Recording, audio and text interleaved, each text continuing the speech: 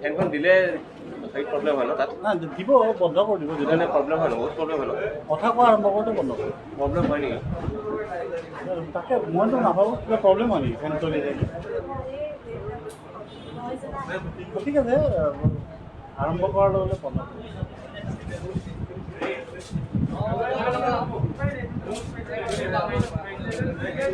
এই যে হেৰিয়াৰ কাৰণে দূৰে দূৰে লৈছে নেকি ক'ভিডৰ কাৰণে বিলাক আমাক ক'ব আমি দি দিম বহুত দিন দেখা নাই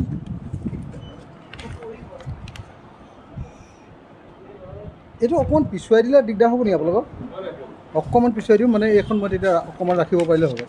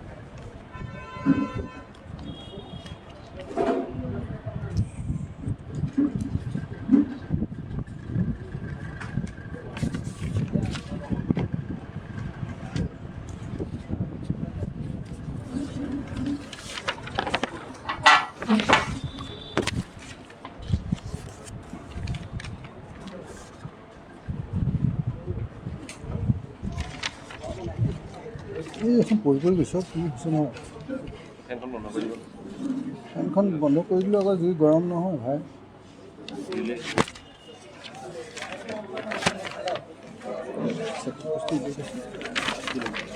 কিবা কণ্টেক্ট কিবা পাহৰি যাওঁ নহয় আৰম্ভ কৰিব পাৰি নি বাৰু আৰম্ভ কৰিব পাৰি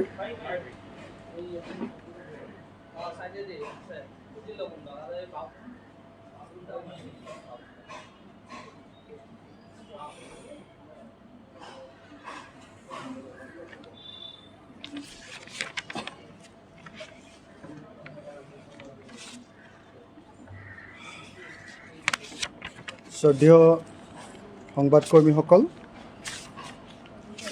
আমি আজিৰ সংবাদমেলৰ কাম আৰম্ভ কৰিব খুজিছোঁ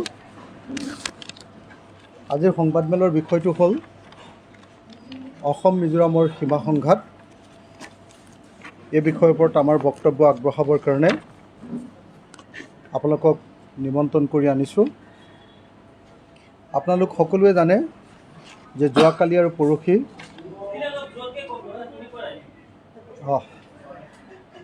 যোৱাকালি আৰু পৰহি আমি অসম বিধানসভাৰ পৰা বিধানসভাৰ অধ্যক্ষ আৰু উপাধ্যক্ষৰ নেতৃত্বত অসম মিজোৰাম সীমান্ত অঞ্চল পৰিভ্ৰমণ কৰিছিলোঁ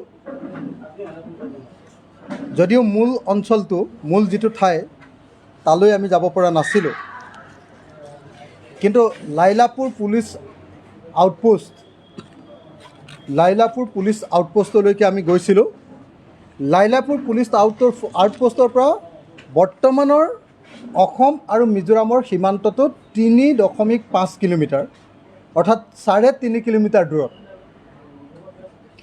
আমি অসম সীমান্তৰ পৰা আজি লাইলাপুৰত য'ত গেট আছে তাৰ পৰা 3.5 কিলোমিটাৰ দূৰলৈকেহে যাবলৈ সক্ষম হৈছিলোঁ। ভাইৰেণ্টি গেট য'ত আছে নহয়, য'ত অসম আৰু মিজোৰামৰ সীমান্ত অঞ্চল, য'ত মিজোৰামৰ ILP inner line permit check কৰা হয়, সেই গেটখনৰ পৰা আমি 4.5 কিলোমিটাৰ দূৰত অসম বিধানসভাৰ সদস্যসকল উপস্থিত হৈছিলোঁ। আমি উপস্থিত আছিলোঁ লাইলাপুৰ পুলিচ আউটপোষ্টত, আৰু তাৰ পৰা 1 কিলোমিটাৰ দূৰলৈকে অসমৰ মানুহৰ অকুপেশ্যন, অসমৰ মানুহৰ বসতি আছে। আমি য'ত গৈছিলোঁ তাৰ পৰা 1 কিলোমিটাৰ ভিতৰলৈকে গেটৰ আগলৈকে, তাৰমানে গেটৰ মানে মই কৈছোঁ যে অসম আৰু মিজোৰামৰ আজিৰ দিনটোৰ যিখন গেট, সেই গেটখনৰ নাম ভাইৰেণ্টি গেট।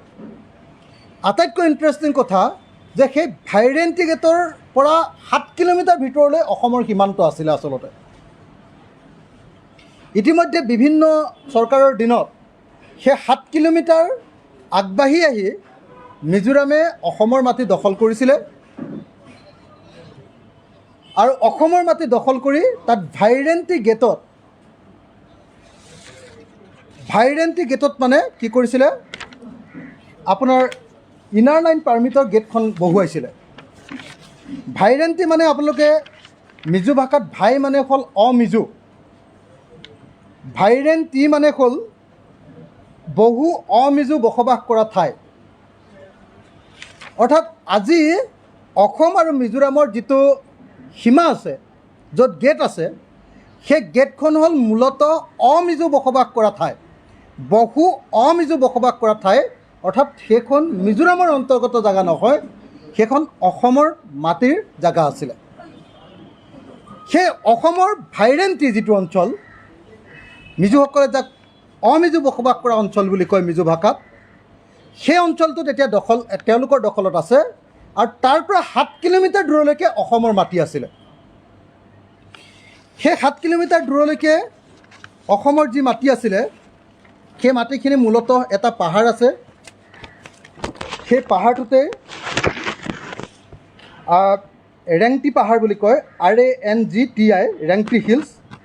এই ৰেংটি হিলছ দখল কৰি তাত কেইবাটাও BOP, এই 7 কিলোমিটাৰ দখল কৰি মিজোৰামে বহু BOP, পুলিচৰ BOP তাতে স্থাপন কৰিছে। এইটো মই চনটো নাজানো, ভাইৰেণ্টি গেট কেতিয়া কোন চনত হৈছিলে সেইটো মই নাজানো একজেক্টলি, কিন্তু 7 কিলোমিটাৰ আমাৰ অসমৰ ভিতৰলৈ সোমাই আহি এই ভাইৰেণ্টি গেটখন স্থাপন কৰা হৈছিলে। এতিয়া 7 কিলোমিটাৰ ভিতৰলৈ সোমাই আহি যি ভাইৰেণ্টি গেট স্থাপন কৰিলে, তাৰ পৰা 4.5 কিলোমিটাৰ দূৰলৈকেহে আমি অসমৰ মানুহ, অসমৰ বিধায়কসকল পৰহি আমি গৈ উপস্থিত হৈছিলোঁ। এই যে 3.5 কিলোমিটাৰ দূৰত থকা আমাৰ যিটো লাইলাপুৰ পুলিচ ষ্টেচন, তাৰ পৰা 1 কিলোমিটাৰ ভিতৰলৈকে আমাৰ অসমীয়া মানুহৰ বসবাস আছে।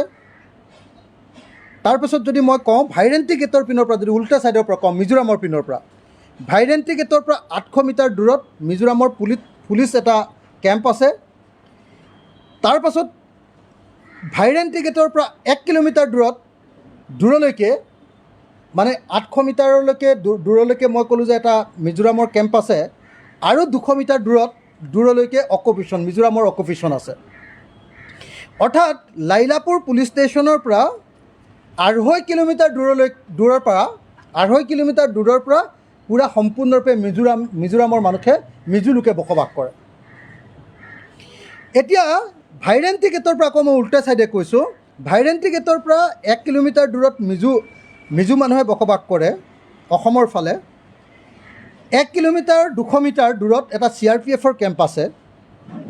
CRPFৰ কেম্পৰ ওচৰতে আকৌ এটা মিজো পুলিচৰ ষ্টেচন আছে, মিজো পুলিচৰ এটা পুলিচ ষ্টেচন এটা আছে। তো মই আকৌ ক'লোঁ যে ভাইৰেণ্টি গেট তাৰপিছত মিজো পুলিচ ষ্টেচন, তাৰপিছত CRPF কেম্প, তাৰপিছত অসম পুলিচৰ কেম্প, আৰু তাৰ পিছত মিজোৰামৰ পিনৰ পৰা ভাইৰেণ্টি গেটৰ পৰা 2.5 কিলোমিটাৰ দূৰৰ পৰাহে অসমৰ মানুহে বসবাস কৰে। গতিকে 7 কিলোমিটাৰ আৰু 2.5 কিলোমিটাৰ 9.5 কিলোমিটাৰ অঞ্চল ইতিমধ্যে মিজোৰামে দখল কৰি পেলাইছিলে। এইবাৰৰ যিটো ঘটনা ঘটিলে, এই ঘটনাটোৰ ফলস্বৰূপে কি হ'ল? যোৱা 26 জুলাইত যিটো ঘটিলে, 26 জুলাইত যিটো আক্ৰমণ বা প্ৰত্যাক্ৰমণৰ ঘটনা সংঘটিত হ'ল, যাৰ ফলস্বৰূপে অসমৰ 7জন মানুহৰ মৃত্যু ঘটিলে, পুলিচৰ 6জন আৰু চিভিলিয়ান এজন, মুঠ 7জন মানুহ যে মৃত্যু ঘটিলে, তাৰ ফলস্বৰূপে তাৰ ৰিজাল্টটো কি হ'ল? তাৰ ৰিজাল্টটো কি হ'ল জানেনে? তাৰ ৰিজাল্টটোৰ ফলস্বৰূপে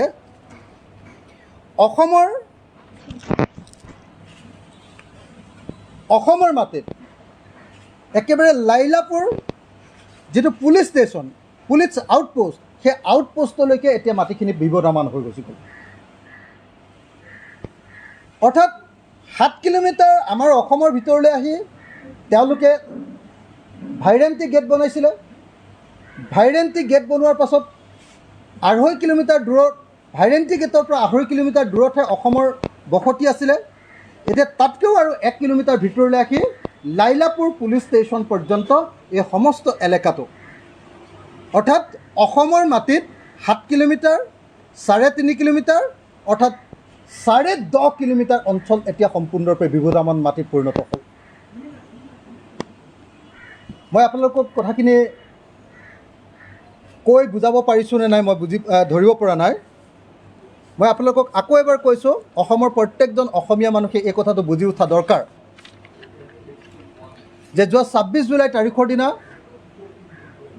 যেতিয়ালৈকে আমাৰ অসম পুলিচৰ ওপৰত আক্ৰমণ হোৱা নাছিল বা অসম পুলিচ আৰু মিজোৰাম পুলিচৰ মাজত সংঘাত হোৱা নাছিল, অসমৰ 7জন মানুহৰ মৃত্যু হোৱা নাছিল, তেতিয়ালৈকে আমি অসম আৰু মিজোৰামৰ বৰ্তমানৰ যিখন গেট, ভাইৰেণ্টি গেট বুলি কয়, সেই গেটৰ পৰা 2.5 কিলোমিটাৰ দূৰলৈকে আমাৰ বৰ বেছি দখল নাছিল, সেই অঞ্চলটো বিবদমান হৈ আছিল। এতিয়া 4 কিলোমিটাৰ দূৰলৈকে, 3.5 কিলোমিটাৰ দূৰলৈকে আমাৰ অঞ্চলটো সম্পূৰ্ণৰূপে বিবদমান হৈ পৰিল। তাৰ ফলস্বৰূপে যোৱা 26 তাৰিখৰ ঘটনাৰ কাৰণে এতিয়া আমি 10.5 কিলোমিটাৰ অঞ্চল অসমৰ মাটি এতিয়া বিবদমান এলেকাৰূপে পৰিগণিত হ'ল। আৰু মই আপোনালোকক ক'ব খুজিছোঁ যে যিহেতু মই তালৈ গৈছিলোঁ আৰু তাৰ সাংবাদিক, তাৰ স্থানীয় মানুহ, তাৰ MLA, তাৰ মিনিষ্টাৰ সকলোবিলাকৰে বক্তব্য শুনিছিলোঁ, তাৰ পুলিচ আৰু সেই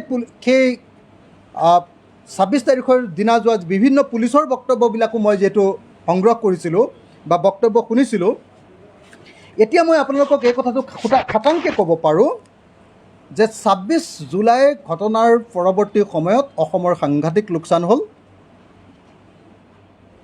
আগতে 9.5 কিলোমিটাৰ এলেকাত মিজোসকলৰ কিছু পৰিমাণে দখল আছিল। তাৰ ভিতৰত মই আকৌ কৈছোঁ, 7 কিলোমিটাৰ যোগ 1 কিলোমিটাৰ, 8 কিলোমিটাৰ সম্পূৰ্ণৰূপে মিজোৰ দখললৈ গৈছিল। এতিয়া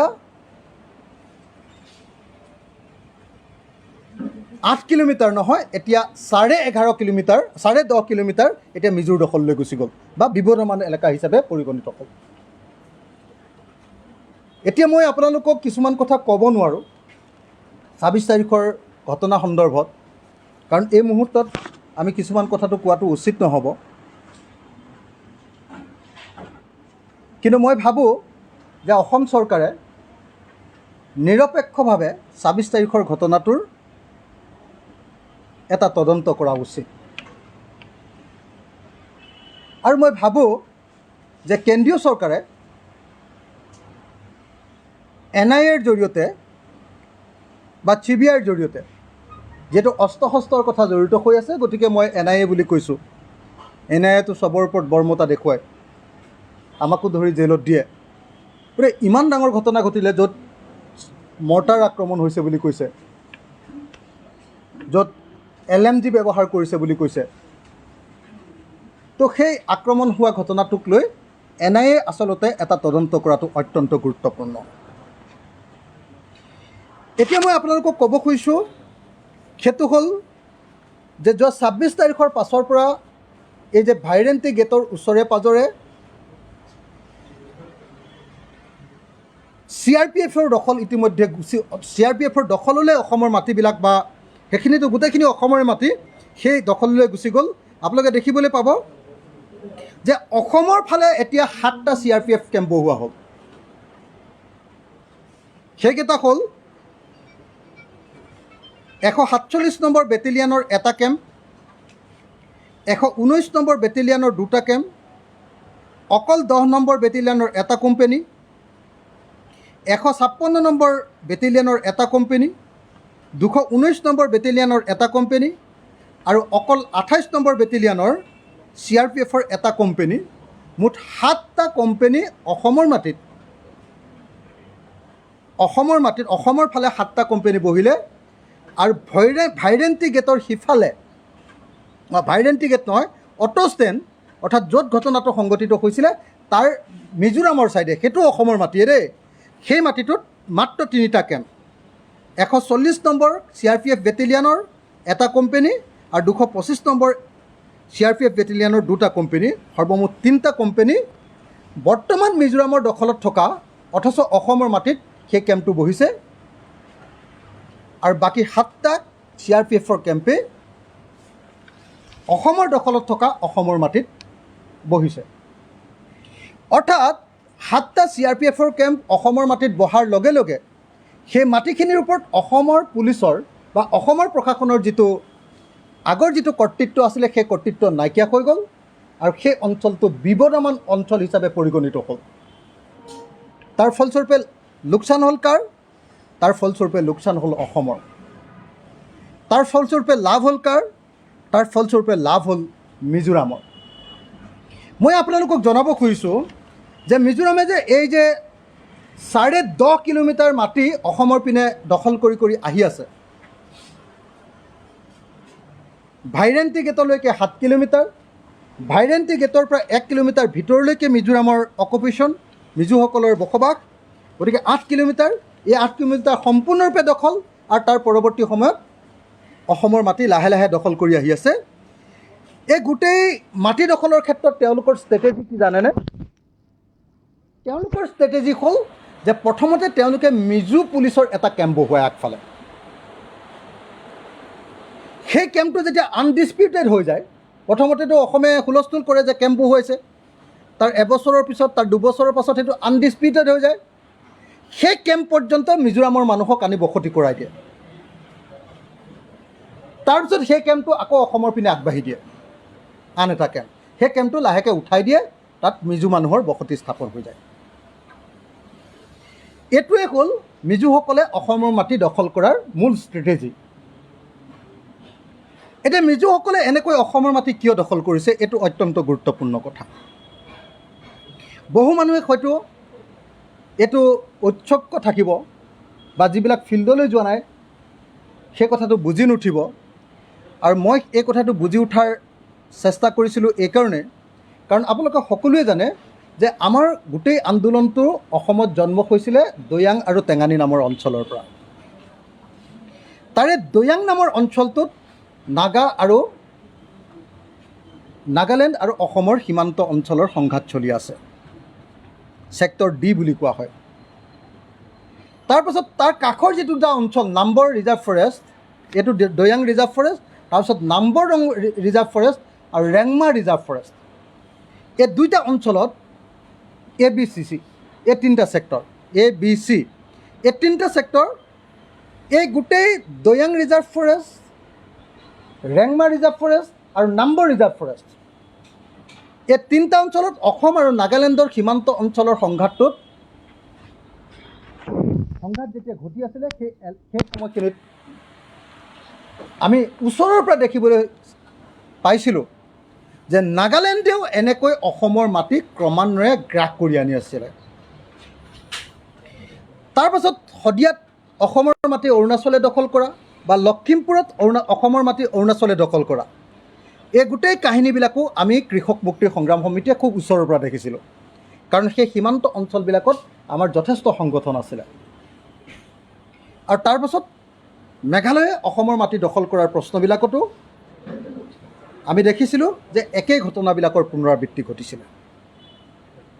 যিহেতু এইবিলাক ক্ষেত্ৰত মোৰ নিজৰ আৰু আমাৰ কৃষক মুক্তি সংগ্ৰাম সমিতিৰ যথেষ্ট অভিজ্ঞতা আছে, সেইকাৰণে মই কৌতূহলবশতঃ এই ঘটনাবিলাক কিয় ঘটে তাৰ ওপৰত যথেষ্ট পঢ়া শুনা কৰিছিলোঁ, তাৰ ওপৰত গৱেষণা কৰিছিলোঁ আৰু সেই কথাবিলাক বুজিবৰ কাৰণে, উপলব্ধি কৰিবৰ কাৰণে মই চেষ্টা কৰিছিলোঁ।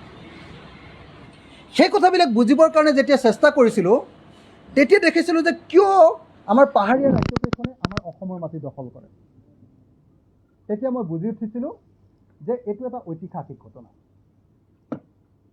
এইটো এটা অত্যন্ত বাস্তৱিক ঘটনা আৰু এই ঘটনাটো ঘটাটো অত্যন্ত স্বাভাৱিক এটা ঘটনা। কেলৈ এই ঘটনাটো স্বাভাৱিক? আপোনালোকে সকলোৱে জানে যে আমাৰ কাষৰীয়া এইকেইখন ৰাজ্য জনজাতি ৰাজ্য। ইমান দিন ধৰি তেওঁলোকৰ কেৰেক্টাৰ বা তেওঁলোকৰ চৰিত্ৰ আছিলে জনজাতীয় চৰিত্ৰ, কিন্তু বিভিন্ন কাৰণত তেওঁলোকে ইতিমধ্যে জনজাতীয় চৰিত্ৰৰ পৰা যথেষ্ট পৰিমাণে ঊৰ্ধত উঠিছে। লাহে লাহে ক্ৰমাগতভাৱে দিন যোৱাৰ লগে লগে তেওঁলোকৰ হাতলৈ টকা পইচা আহিছে, তেওঁলোকৰ হাতলৈ পুঁজিও আহিছে আৰু তেওঁলোকৰ চৰিত্ৰটো, সেই মানুহবিলাকৰ উঠি অহা চামটোৰ উদীয়মান শ্ৰেণীটোৰ চৰিত্ৰটো ইতিমধ্যে মধ্যবিত্ত শ্ৰেণীত পৰিণত হৈছে। আৰু যেতিয়া শিক্ষিত আৰু মধ্যবিত্ত শ্ৰেণীত পৰিণত হৈছে, তেওঁলোকৰ কাৰণে পাহাৰৰ টিঙনাটোত, একদম থিয় পাহাৰৰ ওপৰত সদায় বসবাস কৰাটো তেওঁলোকৰ কাৰণে এতিয়া আৰু সম্ভৱ হৈ থকা নাই। কাৰণ তেওঁলোকক এতিয়া সমতল ভূমি লাগে, তেওঁলোকক উৎপাদন কৰা ঠাই লাগে, তেওঁলোকক অধিক উপাৰ্জন কৰাৰ ঠাই লাগে। এই সামাজিক ৰাজনৈতিক কথাটো বুজি নোলোৱাকৈ আমি অসম নাগালেণ্ডৰ সীমা সমস্যাৰ সমাধান কৰিব নোৱাৰোঁ, আমি অসম মিজোৰামৰ সীমা সমস্যাৰ সমাধান কৰিব নোৱাৰোঁ, আমি অসম অৰুণাচল বা অসম মেঘালয়ৰ সীমা সমস্যাৰ সমাধান কৰিব নোৱাৰোঁ। সেইকাৰণে মই অসমৰ প্ৰত্যেকজন ব্যক্তিক, সচেতন মানুহবিলাকক, অসমৰ সাংবাদিক সমাজক, অসমৰ প্ৰশাসনক আৰু অসম চৰকাৰক, বিশেষকৈ পলিচি মেকাৰবিলাকক মই অনুৰোধ জনাইছোঁ যে এই আন্তঃৰাজ্যিক সীমান্তৰ সমস্যাটোৰ প্ৰশ্নটো যদি আপোনালোকে বুজি উঠিবলৈ হয়, আমি সকলোৱে এই 3খন বা 4খন ৰাজ্যৰ, আমাৰ চুবুৰীয়া ৰাজ্যবিলাকৰ যি ডেভেলপমেণ্ট, তেওঁলোকৰ মানুহৰ যি শ্ৰেণী চৰিত্ৰৰ বিকাশ, তেওঁলোকৰ ব্যৱসায় বাণিজ্যৰ বিকাশ আৰু মধ্যবিত্ত শ্ৰেণীৰ উদ্ভৱ, এই প্ৰশ্নটো তেওঁলোকে সঠিকভাৱে বুজি উঠিব লাগিব। যিহেতু এই জনজাতি ৰাজ্যবিলাকত ইতিমধ্যে মধ্যবিত্ত শ্ৰেণীৰ বিকাশ ঘটিছে, মই আকৌ এবাৰ কৈছোঁ, তেওঁলোকে পাহাৰৰ টিঙনা, য'ত খেতি বাতি কৰিবলৈ যথেষ্ট কষ্ট বা উৎপাদন যথেষ্ট পৰিমাণে নহয়, সেই অঞ্চলবিলাকত থকাটো তেওঁলোকৰ কাৰণে সম্ভৱ নহয়। তেওঁলোকে সম্প্ৰসাৰণ বা এগ্ৰেশ্যনৰ পিনে যোৱাটো তেওঁলোকৰ কাৰণে অৱধাৰিত হৈ পৰিছে। তেওঁলোকে বহলিবলৈ, মানে স্বাভাৱিক ধৰণে তেওঁলোকে বহলিবলৈ বাধ্য হৈছে আৰু সেই বহলিবলৈ বাধ্য হোৱাৰ পৰিণতিত অসমৰ মাটিবিলাক আমাৰ হাতৰ পৰা গৈ তেওঁলোকৰ দখললৈ গুচি গৈছে। এতিয়া এই সামাজিক, ৰাজনৈতিক আৰু অৰ্থনৈতিক প্ৰশ্নটো সঠিকভাৱে উপলব্ধি নকৰাকৈ আমি অসম মিজোৰামৰ সীমান্ত সমস্যাটো সমাধান কৰাটো সম্ভৱ নহয়। তাতকৈ সম্ভৱ নহয় মিজোৰামৰ লগত, নাগালেণ্ড আৰু মিজোৰাম, বাকী দুখন ৰাজ্যৰ কথা মই নকওঁৱেই, বাকী দুখন ৰাজ্যত ইমান বেছি বিদ্ৰোহাত্মক কাৰ্যকলাপ নাই, কিন্তু নাগালেণ্ড আৰু মিজোৰামৰ এই সমস্যাটো সমাধানৰ লগত কিন্তু সম্পূৰ্ণৰূপে তেওঁলোকৰ বিদ্ৰোহী চৰিত্ৰৰ এটা সম্পৰ্ক আছে। সেইকাৰণে মই আপোনালোকক এই যিটো প্ৰেছ ৰিলিজ দিছোঁ, ইয়াত আপোনালোকে দেখিবলৈ পাব ৰাইজৰ দলৰ সংবাদমেল অসম মিজোৰাম সংঘাতৰ দিনপঞ্জী। মই গোটেই ঘটনাটোৰ এটা ঐতিহাসিক বিৱৰণ আপোনালোকৰ হাতত তুলি দিছোঁ। 1875 চনৰ পৰা কেনেকৈ এই ঘটনাবিলাক সংঘটিত হৈছে, মিজোৰামৰ বিদ্ৰোহ, মিজোৰামত হোৱা দুৰ্ভিক্ষ বা মৌতাম, মিজোৰামৰ স্বাধিকাৰ সংগ্ৰাম 1972 চনত মিজোৰামক কেন্দ্ৰীয় শাসিত অঞ্চল হিচাপে ঘোষণা 1986 চনত ৰাজ্য হিচাপে ঘোষণা আৰু 1987 চনৰ পৰা ৰাজ্যৰূপে গণ্য কৰা হোৱা আৰু তাৰ পৰৱৰ্তী সময়তো মিজোৰামৰ মানুহবিলাকৰ যি বিদ্ৰোহী আৰু স্বাধিকাৰ প্ৰতিষ্ঠাৰ সংগ্ৰামৰ প্ৰতি তেওঁলোকৰ যিটো একাগ্ৰতা সেই গোটেই প্ৰশ্নবিলাক মই এটা এটাকৈ আপোনালোকৰ সন্মুখত তুলি ধৰিছোঁ আৰু সেই তুলি ধৰি কিয় এই সমস্যাটো অত্যন্ত জটিল এটা সমস্যা সেই জটিল সমস্যাটো মই আপোনালোকৰ সন্মুখত তুলি ধৰিবলৈ চেষ্টা কৰিছোঁ। ইমানখিনি কথা কোৱাটো যিহেতু এখন প্ৰেছ মিটত সম্ভৱ নহয় সেইকাৰণে মই প্ৰেছ ৰিলিজ ৰূপে আপোনালোকৰ সন্মুখত এই গোটেই কথাবিলাক তুলি ধৰিছোঁ আৰু মই আশা কৰিছোঁ যদি কোনোবা জিজ্ঞাসা থকা কোনোবা সাংবাদিক ইয়াত আছে, যদি গোটেই বস্তুটো বুজিবৰ কাৰণে চেষ্টা কৰা যদি কোনোবা সংবাদকৰ্মী আছে, আপোনালোকে কথাখিনি পঢ়ি ল'ব, বুজি ল'ব আৰু সমস্যাটো সমাধান কৰিবৰ কাৰণে তেনেকৈ অসম চৰকাৰক আপোনালোকে পৰামৰ্শ দিব।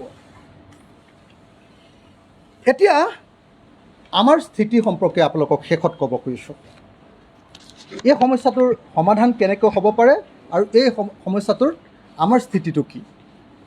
আমাৰ স্থিতিৰ ক্ষেত্ৰত আমি কেইটামান কথা কৈছোঁ।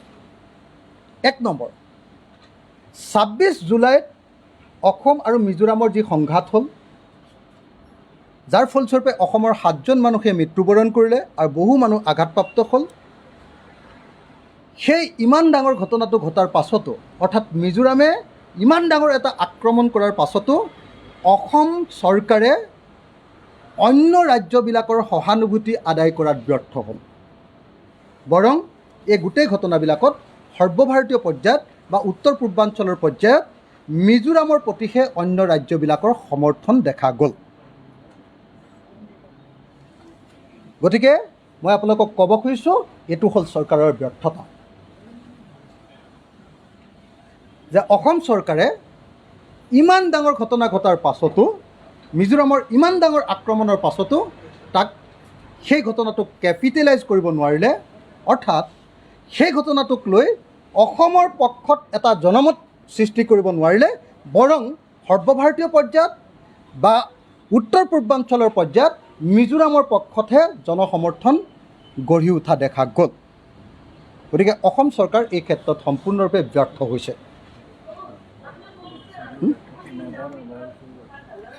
আনহাতে নেডাৰ আহ্বায়ক হিচাপে আপোনালোকে সকলোৱে জানে যে নেডা আছিলে, আপোনালোকে সকলোৱে জানে যে অসমৰ মুখ্যমন্ত্ৰীজন নেডাৰ আহ্বায়ক আছিলে, আপোনালোকে সকলোৱে জানে যে অসমৰ সংবাদ মাধ্যমে তেওঁক এজন অত্যন্ত দক্ষ মুখ্যমন্ত্ৰী বুলি কয়। কিন্তু ইমান এজন দক্ষ মুখ্যমন্ত্ৰী থাকোঁতে, উত্তৰ পূৰ্বাঞ্চলৰ লিডাৰজন থাকোঁতে এই ঘটনাটোত ইমান ডাঙৰ আক্ৰমণ এটা অসমৰ ওপৰত হ'ল, সেই ঘটনাটোত লোকচান কিন্তু আমি অসমেহে খাবলগীয়া হ'ল। 2, কেন্দ্ৰীয় চৰকাৰে এই গোটেই ঘটনাটোত সময়োচিত হস্তক্ষেপ কৰিব যে লাগে সেই কাম কৰোৱাত আমি অসম চৰকাৰ ব্যৰ্থ হ'লোঁ। অসম চৰকাৰে ইমান কেন্দ্ৰৰ প্ৰতি নতজানো। মুখ্যমন্ত্ৰী হিমন্ত বিশ্ব শৰ্মাইটো কৈয়ে দিলে যে নলবাৰী পৰ্যন্ত যদি অসমৰ মাটি মোক কেন্দ্ৰীয় চৰকাৰে দিবলৈ কয় তেতিয়াহ'লে সেই পৰ্যন্ত মাটি মই দি দিবলৈ প্ৰস্তুত, গুৱাহাটীৰ মাটিও বোলে দি দিবলৈ প্ৰস্তুত। মুখ্যমন্ত্ৰীয়ে ক'লে যে মাটিটো কেন্দ্ৰীয় চৰকাৰৰ হয়, এনেকৈ ক'লে। এইবিলাক কৈতো সম্পূৰ্ণৰূপে কেন্দ্ৰৰ ওচৰত আত্মসমৰ্পণ কৰিলেই।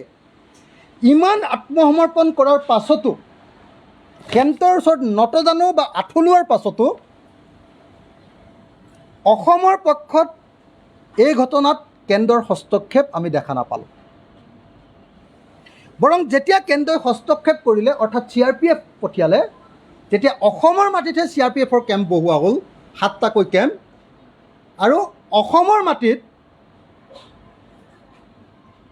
যিটো অটো ষ্টেণ্ড য'ত ঘটনাটো ঘটিছিলে তাৰ সিফালে অসমৰ মাটিতে ভাইৰেণ্টি গেটৰ ভিতৰৰ ফালেই আমাৰ পিনেই অকল 3টা কেম্পহে কেৱল মিজোৰামৰ ফালে বহোৱা হ'ল। তাৰ ফলাফলটো কি মই অলপ আগতে ক'লোঁ। তাৰ ফলাফলটো হ'ল যে অসমৰ এই যে ভাইৰেণ্টি গেটৰ পৰা এই 3.5 কিলোমিটাৰ যি মাটি আছিলে আমাৰ লাইলাপুৰ পুলিচ আউটপোষ্টলৈকে, সেই মাটিখিনিও এতিয়া বিবদমান মাটি হিচাপে পৰিগণিত হ'ল। লোকচানটো আমি খালোঁ। তাৰপিছত সীমান্ত অঞ্চলত বাংলাদেশীৰ আগ্ৰাসন হৈছে বুলি মিজোৰামে যিটো নেৰেটিভ বা বাগধাৰাৰ সৃষ্টি কৰিছিলে, সেই বাগধাৰাৰ উত্তৰ দিয়াৰ ক্ষেত্ৰত, সেই বাগধাৰাৰ বিৰুদ্ধে আমাৰ নিজস্ব কথাবিলাক কোৱাৰ ক্ষেত্ৰত অসম চৰকাৰ সম্পূৰ্ণ বিফল। আনকি বহু অসমীয়া মানুহো মিজোৰামৰ দ্বাৰা ইনফ্লুৱেঞ্চ হ'ল, প্ৰভাৱিত হ'ল। কি বুলি যে হয় নেকি আচলতে অসমত বাংলাদেশী মানুহে গৈ সেই অঞ্চলত মাটি দখল কৰাৰ কাৰণেহে এইটো কাজিয়া হৈছে নেকি বুলি বহুত অসমীয়া মানুহেও আমি সামাজিক মাধ্যমত প্ৰচাৰ কৰা দেখিবলৈ পালোঁ, নজনাৰ কাৰণে। অথচ মই আপোনালোকক জনাব খোজোঁ যে এই অঞ্চলটোত লাইলাপুৰ পুলিচ আউট ষ্টেচন যলৈকে আমি গৈছিলোঁ, তাৰ পৰা মিজোৰাম সীমান্তলৈকে অৰ্থাৎ ভাইৰেণ্টি গেটলৈকে সেই অঞ্চলত কোন কোন মানুহ বসবাস কৰে জানেনে? সেই অঞ্চলত বসবাস কৰে, একেবাৰে মিজোৰামৰ ওচৰত বসবাস কৰে বৰ্মনসকল। আমাৰ উত্তৰ কি কয় NC হিলছত বা কি কয় আপোনাৰ কি পাৰ্বত্য আমাৰ কি কয় ডিমা হাছাও পাৰ্বত্য জিলাত যিবিলাক মানুহ আমি ডিমাচা বুলি কওঁ, সেই মানুহবিলাকক কাছাৰত বৰ্মন বুলি কয়। সেই বৰ্মন মানুহবিলাক একেবাৰে সীমান্ত অঞ্চলত বসবাস কৰে, একেবাৰে মিজোৰামৰ লগত লাগি থকা অঞ্চলটোত। সেই অঞ্চলটোত অসমীয়া মিজো বসবাস কৰে, অসমীয়া মিজো। সেই অঞ্চলটোত বেংগলী হিন্দু বসবাস কৰে, ৰাইসকল। বেংগলী হিন্দু দাসসকল, দাস উপাধিৰ মানুহবিলাক বসবাস কৰে, আৰু মুছলমানসকল বসবাস কৰে। কিন্তু সেই মুছলমান মিয়া মুছলমান নহয়। আপোনালোকে নিশ্চয় এই কথাটো জানে যে বৰাকৰ মুছলমানসকল অসমৰ খিলঞ্জীয়া মুছলমান। বহুতে নাজানে কাৰণে মিয়া মানুহ বুলি ভাবে, বহুতে বাংলাদেশী বুলি সেইকাৰণে প্ৰচাৰ কৰিব খোজে। বহুতে সেইকাৰণে অসমৰ বৰাকৰ বিষয়ে যিহেতু অসমৰ ব্ৰহ্মপুত্ৰ উপত্যকাৰ মানুহবিলাক ভালকৈ অৱগত নহয়, ভালকৈ যোৱাও নাই, চোৱাগেও নাই, অৱগতও নহয়, পঢ়া শুনাও নকৰে। গতিকে কথাবিলাক ক্লিয়াৰ নহয় কাৰণে ভাবে যে সেই অঞ্চলবিলাক বাংলাদেশী সঁচাকৈ দখলত আছে নেকি। সেই অঞ্চলবিলাক কোনো বাংলাদেশীৰ দখলত নাই। সেই অঞ্চলত আমাৰ ডিমাচা অৰ্থাৎ বৰ্মনসকল, সেই অঞ্চলত আমাৰ অসমীয়া মিজোসকল, সেই অঞ্চলত আমাৰ বেংগলীসকলৰ যিটো মানে SC সকল, অনুসূচিত জাতি, বেংগলীৰ অনুসূচিত জাতিৰ মানুহবিলাক, বেংগলীৰ বাকী বেংগলী মানুহবিলাক, বেংগলী হিন্দু মানুহ, আৰু পুৰণি মুছলমান বা কাছাৰৰ পুৰণি যিবিলাক খিলঞ্জীয়া মুছলমান মানুহ তেওঁলোক বসবাস কৰে। বৰভূঞা, মাজাৰ ভূঞা, এই যে উপাধিবিলাক, সেইবিলাক অসমৰ বৰভূঞা, মাজাৰ ভূঞা, লস্কৰ, এনেকুৱা উপাধিৰ মানুহবিলাক বসবাস কৰে, অসমৰ খিলঞ্জীয়া মুছলমান মানুহ। অঁ, সেইটোৱে কৈ আছোঁ মই।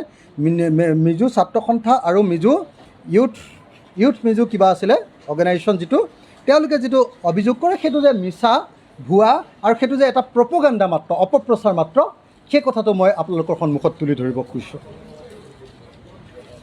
এতিয়া মই আপোনালোকক তাৰ পাছত ক'লোঁ যে আমাৰ স্থিতিটো হ'ল যে তাত যি মধ্যবিত্ত শ্ৰেণীৰ বিকাশ ঘটিছে সীমান্ত অঞ্চলবিলাকত বা এই জনজাতি ৰাজ্যবিলাকত, 4খন ৰাজ্য, এখন হ'ল মিজোৰাম, নাগালেণ্ড, অৰুণাচল প্ৰদেশ আৰু মেঘালয়। সেই অঞ্চলবিলাকত যি নতুন শ্ৰেণীৰ উদ্ভৱ ঘটিছে, অৰ্থনৈতিক বিকাশ হৈছে, পাহাৰীয়া মাটিত সন্তুষ্ট হ'ব নোৱাৰা পৰিৱেশ হৈছে তেওঁলোকৰ কাৰণে, সমতল ভূমি তেওঁলোকৰ কাৰণে প্ৰয়োজন হৈ পৰিছে, আৰু তাৰ ফলস্বৰূপে তেওঁলোক আগ্ৰাসী হৈ উঠিছে, এগ্ৰেছিভ হৈ উঠিছে। সেই ঘটনাটো বুজি নোথোৱাকৈ কেতিয়াও এই সমস্যাটোৰ প্ৰকৃত মীমাংসা কৰাটো সম্ভৱপৰ নহয়। এতিয়া আমি কি কৰিব লাগিব সেই কথাখিনি কৈয়ে মই শেষ কৰিম। আমি এই সমস্যাটো, অসম আৰু মিজোৰামৰ সমস্যাটোৰ সমাধান কৰিবলৈ কি কৰিব লাগিব? মই ভাবোঁ 4টামান কাম কৰিব লাগিব। 1 নম্বৰ কামটো কৰিব লাগিব যে আমি সীমান্ত অঞ্চলবিলাক চলাবৰ কাৰণে আমি আন্তঃৰাজ্যিক সীমান্ত নীতি এটা তৈয়াৰ কৰিব লাগিব। মই সেইকাৰণে অসম বিধানসভাক অনুৰোধ জনাম,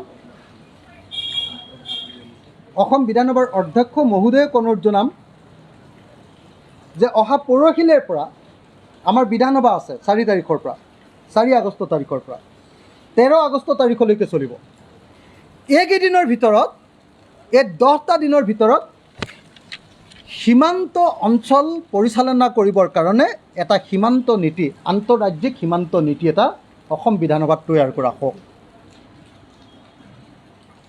মোৰ কাৰণে এই কথাটো উত্থাপন কৰাটো প্ৰায় অসম্ভৱ, কাৰণ আপোনালোকে সকলোৱে জানে যে মই বিধানসভাত কথা ক'বলৈ সুযোগ নাপাওঁ। কিয় নাপাওঁ আপোনালোকে জানেই, মই সেইবিলাক ব্যাখ্যা কৰিব খোজা নাই।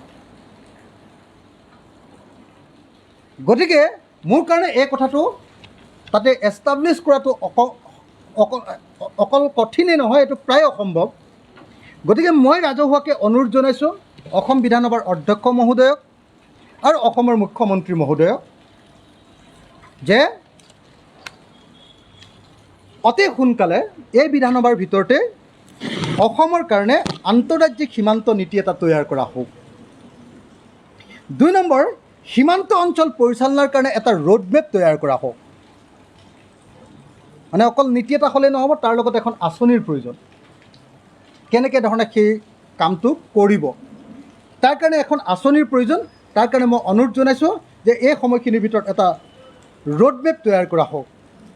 আৰু 3 নম্বৰ, সেই ৰোডমেপ অনুসৰি অসমৰ প্ৰশাসন অৰ্থাৎ অসমৰ উপায়ুক্ত আৰু অসমৰ SP বা এতিয়া বহি আছে IGP আৰু DIG, সেই অসমৰ প্ৰশাসনক সেই ৰোডমেপ অনুসৰি আমি কেনেকৈ ধৰণে সীমান্ত অঞ্চলটো শাসন কৰিম, সেই ৰোডমেপ অনুসৰি দৈনন্দিন কাৰ্যকলাপবিলাক প্ৰশাসনক চলাবৰ কাৰণে এটা আঁচনি তৈয়াৰ কৰা হওক। আৰু শেষ কথাটো হ'ল যে যদিহে অসমৰ মাটি বচাব লাগে তেতিয়াহ'লে কি কৰিব লাগিব, তেতিয়াহ'লে আমি সেই অঞ্চলৰ মানুহক, তাত বসবাস কৰি থকা বৰ্মনসকলক, তাত বসবাস কৰি থকা বাঙালীসকলক, তাত বসবাস কৰি থকা অসমীয়া মিজুসকলক, তাত বসবাস কৰি থকা খিলঞ্জীয়া মুছলমানসকলক, বৰভূঞা, মাজাৰ ভূঞা, লস্কৰসকলক তেওঁলোকক মাটিৰ পট্টা দিয়াৰ কাম শেষ কৰি দিব লাগিব। আটাইতকৈ ইণ্টাৰেষ্টিং কথা, অকল মাটিৰ পট্টাই নহয় দেই, মই লগতে তাত ডেভেলপমেণ্টৰ কামবিলাক, ৰাস্তা বনাব লাগিব, তাত পানী যোগান কেন্দ্ৰ কৰিব লাগিব, তাত ইলেক্ট্ৰিচিটিৰ যোগান ধৰিব লাগিব, তাত স্কুল গৃহবিলাক বনাব লাগিব। কিন্তু প্ৰথম কামটো হ'ব যে তাত য'তেই অসমৰ বসতি আছে তাতে ম্যাদী পট্টা দিয়াৰ ব্যৱস্থা কৰিব লাগিব। মিজোৰামে কি কৰে, অসমৰ মাটিটো দখল কৰে, তাৰপিছত মিজোৰামৰ পিনৰ পৰা পট্টা দি দিয়ে। আমাৰ পিনৰ পৰা কি কৰে আকৌ, যে অসমৰ মাটি, এই আমাৰ বনাঞ্চলৰ মাটি দখল কৰিছে বুলি আমাৰ অসমীয়া মানুহবিলাকক আকৌ উচ্ছেদে কৰে। সীমান্ত অঞ্চলত আমাৰ নীতি হ'ল অসমীয়া মানুহক উচ্ছেদ, আৰু মিজোৰামৰ নীতি হ'ল অসমৰ মাটিত তেওঁলোকৰ মাটিৰ পট্টা প্ৰদান। এই ভুল নীতিৰ ফলস্বৰূপে, এই হঠকাৰী নীতিৰ কাৰণে, এই দুৰ্বল আৰু অপৰিকল্পিত নীতিৰ কাৰণে, এই অদূৰদৰ্শী নীতিৰ কাৰণে আজি অসমে আমি বিপদত পৰিছোঁ। আপোনালোকে সকলোৱে জানে যে মোৰ জীৱনৰ এটা বৃহৎ অংশ মই এই অঞ্চলবিলাকত, বিশেষকৈ এই অঞ্চলৰ বনাঞ্চলবিলাকত মাটিৰ অধিকাৰ, অসমৰ মানুহক মাটিৰ অধিকাৰ প্ৰদান কৰিবৰ কাৰণে দাবী উত্থাপন কৰি আহিছিলোঁ। দৈয়াং, টেঙানী, ৰেংমা, নাম্বৰ এই সমস্ত অঞ্চলৰ মানুহক মাটিৰ পট্টা দিবৰ কাৰণে, বা লখিমপুৰ সীমান্তৰ সেই অঞ্চলৰ মানুহবিলাকক মাটিৰ পট্টা দিবৰ কাৰণে মই সদায় যুঁজি আহিছিলোঁ। তাৰ কাৰণে কিমানবাৰ জেল গৈছোঁ, কিমানবাৰ মাৰ খাইছোঁ, কিমানবাৰ মাথা ফাটিছে, আপোনালোকে সকলোৱে নিশ্চয় জানে। কিন্তু অসম চৰকাৰক এতিয়ালৈকে বুজাবলৈ সক্ষম হোৱা নাই। এতিয়া দেখিছোঁ যে অসমৰ কিছুমান অফিচাৰে এই ঘটনাটো ঘটাৰ পাছত সেই অঞ্চলবিলাকত গৈ অৱস্থান লৈছে বা সেই অঞ্চলবিলাকত থাকি কামবিলাক চোৱা চিতা কৰিছে। সেই সম্পৰ্কে মই বেছি ব্যাখ্যা দিব নোখোজোঁ এই মুহূৰ্তত। তাক মই আদৰণি জনাইছোঁ, আমি তাক আদৰণি জনাইছোঁ ৰাইজৰ দলে। কিন্তু অসমৰ মাটিত যদি অসমৰ মানুহবিলাকক পট্টা দি দিয়া নহয় আৰু বাৰম্বাৰ কেৱল উচ্ছেদ কৰি থকা হয়, তেতিয়াহ'লে মিজোৰাম আৰু সীমান্ত অঞ্চলৰ বাকী ৰাজ্যবিলাকে অসমৰ মাটি ক্ৰমান্বয়ে দখল কৰি অহাটো অৱধাৰিত। গতিকে এই ভুল নীতিৰ ফলস্বৰূপে আমি সীমান্ত অঞ্চলৰ মাটি সদায় হেৰুৱাই আহিছোঁ। আৰু আপোনালোকে জানে যে এই অঞ্চলটো, যিটো অঞ্চলত আজি কাজিয়াটো হৈছে, আপোনালোকে জানি আচৰিত হ'ব যে সেই অঞ্চলৰ যিটো পাহাৰ, সেই পাহাৰটোৰ নাম হ'ল ৰেংটি পাহাৰ, RANGT RTI ৰেংটি হিলছ সেই ৰেংটি হিলছ অঞ্চলটো ইনাৰ লাইন ৰিজাৰ্ভ ফৰেষ্টৰ অধীনত আছে অৰ্থাৎ অসম আৰু মিজোৰামৰ যিটো অঞ্চলত ঘটনা সংঘটিত হৈছে সেই অঞ্চলটো আচলতে ইনাৰ লাইন ৰিজাৰ্ভ ফৰেষ্টৰ অন্তৰ্গত এই ইনাৰ লাইন ৰিজাৰ্ভ ফৰেষ্টৰ অন্তৰ্গত যিটো ৰেংটি পাহাৰ সেই ৰেংটি পাহাৰৰ 7 কিলোমিটাৰ অঞ্চল পাহাৰ এলেকাত ইতিমধ্যে মিজোৰামে মাটি দখল কৰিলে অসমৰ মাটি আৰু সেই মাটিত ইতিমধ্যে তেওঁলোকে মাটিৰ পট্টাও দিলে আৰু সেই অঞ্চলবিলাকত স্কুল গৃহ তেওঁলোকৰ চাৰ্চ তেওঁলোকৰ পানী যোগান কেন্দ্ৰ তেওঁলোকৰ ইলেক্ট্ৰিফিকেশ্যন এই আটাইবিলাক কাম কৰিছে আৰু আমাৰ অসমে তাতে অসমীয়া মানুহবিলাকক মাজে মাজে উচ্ছেদ কৰি থাকে সেইবিলাকতো উন্নয়নৰ প্ৰশ্নটো পিছুৱাই দিলোঁ মই নকওঁৱে বৰং অসমীয়া মানুহক মাজে মাজে উচ্ছেদ কৰি অসমীয়া মানুহক শত্ৰুক জ্ঞান কৰি থাকে এতিয়া সেইদিনা যেতিয়া মই তালৈ গৈছিলোঁ IGP অনুৰাগ আগৰৱালাই খুব দুখ প্ৰকাশ কৰিছে যে যুদ্ধ হওঁতে মিজোৰামৰ মানুহবিলাক মিজোৰাম পুলিচৰ আগত আছে পাব্লিক আৰু আমাৰ পাব্লিক পুলিচৰ পৰা 1 কিলোমিটাৰ দূৰত আছে 1 কিলোমিটাৰ পিছফালে আছে মিজোৰাম পুলিচৰ আগফালে আছে অৰ্থাৎ অসমৰ পুলিচৰ পিনে আছে মিজোৰামৰ পাব্লিক আৰু আমাৰ মানুহ আছে অসম পুলিচৰ পৰা পিছফালে অৰ্থাৎ অসমৰ ফালে মিজোৰামৰ পৰা দূৰৰ পৰা মিজোৰামৰ ফালে নহয় অসমৰ ফালে আছে অসম পুলিচৰ পিছফালে আছে 1 কিলোমিটাৰ দূৰত তেওঁ মোক কৈ আছে যে মিজোৰামৰ মানুহ আমাৰ সন্মুখত পৰাৰ কাৰণে আমি গুলিয়াব পৰা নাই কিন্তু অসমৰ মানুহ পুলিচৰ পিছফালে 1 কিলোমিটাৰ দূৰত আছে আৰু মই খুব গালি পাৰিছোঁ এনেকৈ কৈছে IGPয়ে যে আপোনালোকৰ সেলফ প্ৰেষ্টিজ নাই নেকি আপোনালোকে নিজৰ মাটিৰ কাৰণে কিয় আগবাঢ়ি নাহে এইবিলাক কথা কৈছোঁ বুলি কৈছে কিন্তু এতিয়া তেখেতক কোনে বুজায় বা তেখেতে নিজেই বা বুজি পাবনে নাই যে এই পৰিস্থিতিটো অসমৰ মানুহৰ সেই ভয়াৰ্ত পৰিস্থিতিটো অসমৰ মানুহৰ সেই ইনভলভমেণ্ট নথকাৰ পৰিস্থিতিটো সৃষ্টি কৰি দিছে অসম চৰকাৰে নিজে য'ত মিজোৰামে তেওঁলোকৰ জনতা তেওঁলোকৰ কমিউনিটি তেওঁলোকৰ চিভিল ছ'চাইটি অৰ্গেনাইজেশ্যনছ তেওঁলোকৰ সংগঠনসমূহ তেওঁলোকৰ ৰাজনৈতিক দলসমূহ তেওঁলোকৰ পুলিচ আৰু তেওঁলোকৰ চৰকাৰ ঐক্যবদ্ধভাৱে অসমৰ মাটি দখল কৰিবৰ কাৰণে ক্ৰমাগতভাৱে আগবাঢ়ি আহিছে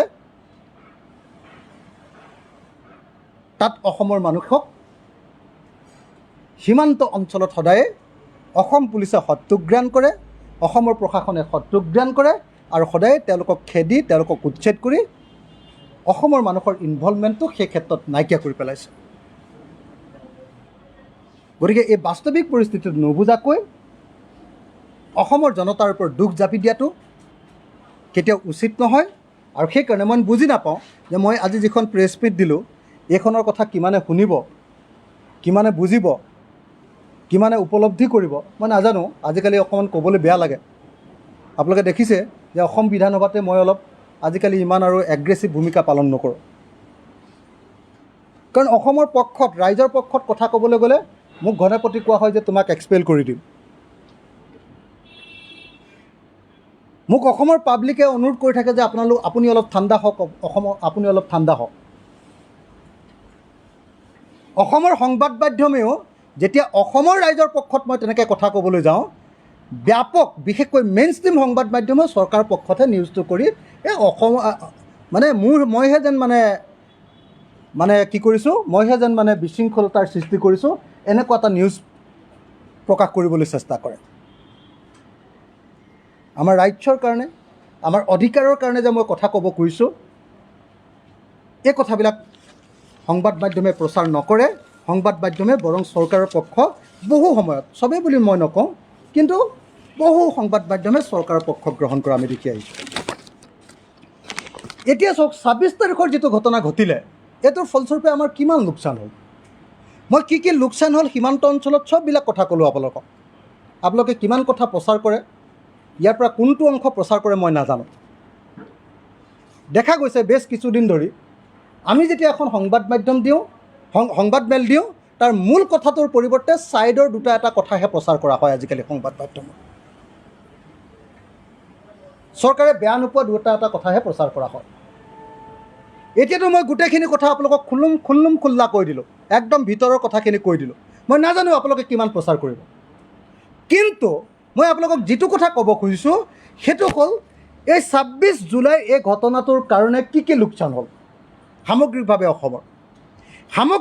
অসমৰ ইমান দিন যিবিলাক ইছ্যু উত্থাপন হৈ আছিলে অসমত, কি ইছ্যু যে অসমৰ মানুহে ক'ভিডৰ ভেকচিন পোৱা নাই।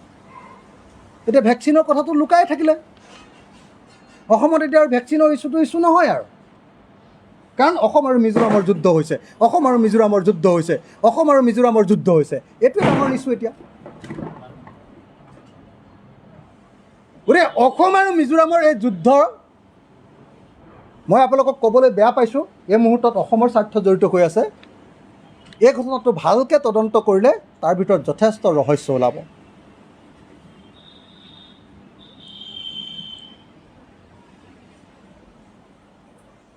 মই ইয়াতকৈ আৰু বেছি ক'ব নিশ্চয় নালাগে, আপোনালোকে নিশ্চয় চবেই বুজি পাইছে মই কি কথা কৈছোঁ। এই সংকটৰ মুহূৰ্তত মই ইয়াতকৈ আৰু বেছি কথা ক'ব নোৱাৰোঁ বা ক'ব নোখোজোঁ।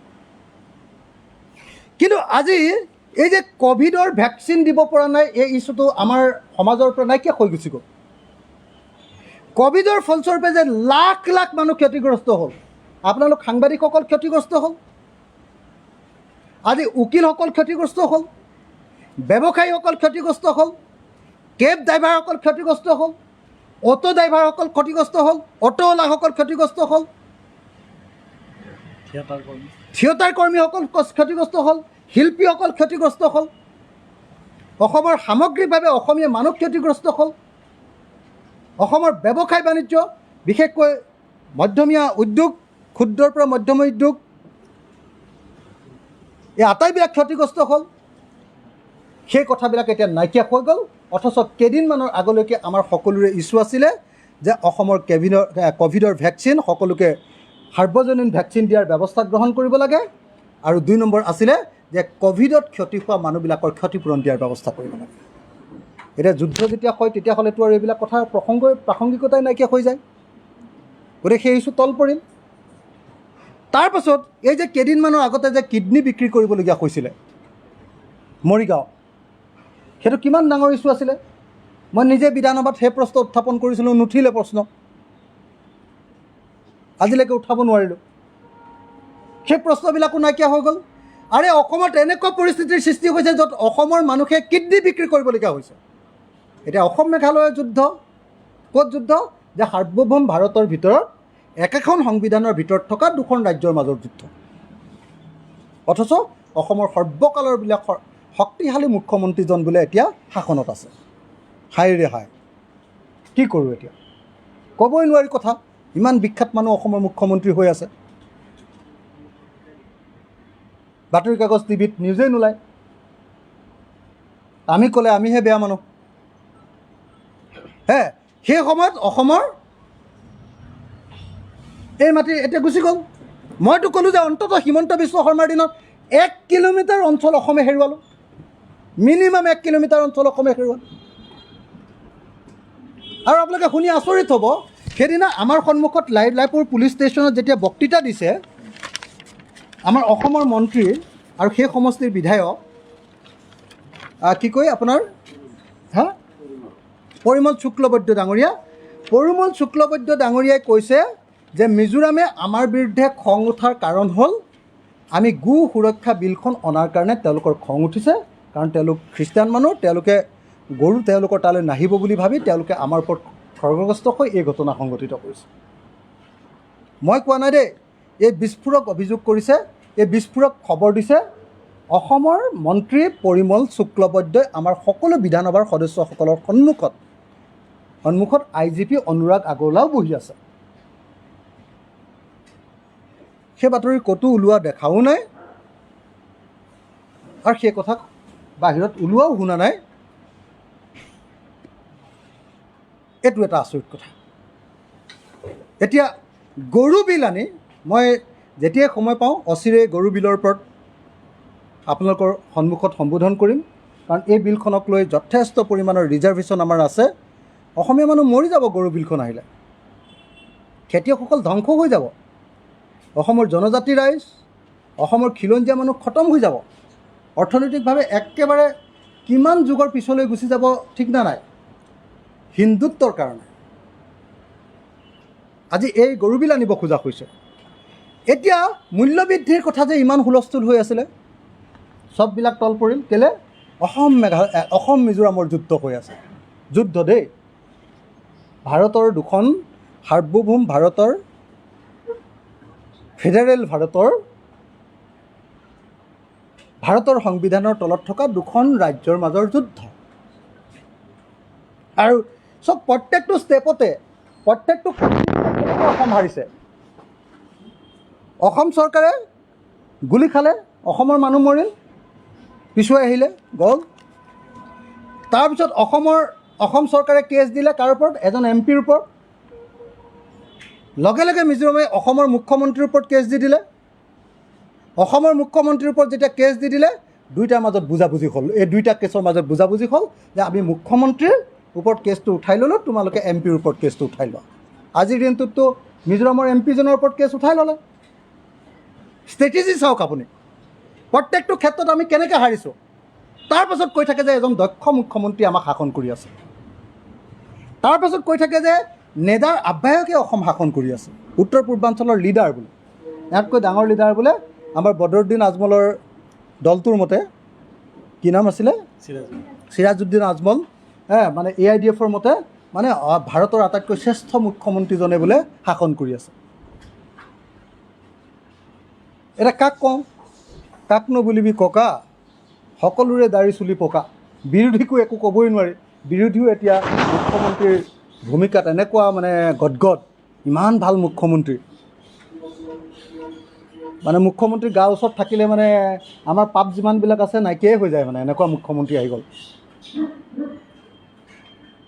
কাকনো কওঁ এতিয়া কথাবিলাক তো এনেকুৱা পৰিস্থিতিত আজি চাওক ড্ৰাগছৰ প্ৰশ্নটো এতিয়া নাইকিয়া হৈ গ'ল ড্ৰাগছৰ বিৰুদ্ধেতো আমাৰ এখন জাতীয় যুদ্ধ চলি আছিলে ন অসম মেঘালয়ৰ যুদ্ধ হ'ল ড্ৰাগছ নাই চিণ্ডিকেটৰ বিৰুদ্ধে আমাৰ প্ৰশ্ন চলি আছিলে এইবিলাক নাই আমাৰ খেতিয়কসকলৰ 550 কোটি টকা আত্মসাৎ কৰিলে কোনোবাই 550 কোটি টকা প্ৰধানমন্ত্ৰী কৃষক সন্মান যোজনাৰ ধন খাই পেলালে এইবোৰ ইছ্যুৱে নহয় এতিয়া গতিকে মই আপোনালোকক বেছি দীঘলীয়া নকৰোঁ এই অসম মিজোৰামৰ ঘটনাটোৱে অসম মিজোৰামৰ সংঘাতৰ ঘটনাটোৱে অসমক সাংঘাতিক লোকচান কৰিলে অসমৰ ইছ্যু ডাইভাৰ্ট হৈ গুচি গ'ল অসমীয়া মানুহৰ আশা আকাংক্ষা বহু পৰিমাণে লোকচান হ'ল অসমৰ মাটি গ'ল মুঠতে চাৰিওফালে লোকচান কেৱল পলিটিক্স হৈছে আৰু হিন্দুত্ববাদীহঁতৰ পলিটিক্স হৈছে তাৰ বাহিৰে আন একো নাই খেলা খতম অসমৰ চাৰিওফালে লোকচান গতিকে এই মুহূৰ্তত মই সকলোকে বিষয়টো ভালকৈ উপলব্ধি কৰি বুজি উঠিবৰ কাৰণে অনুৰোধ জনাইছোঁ ধন্যবাদ জয় অসম কিবা প্ৰশ্ন থাকিলে সুধিব পাৰে আপোনালোকে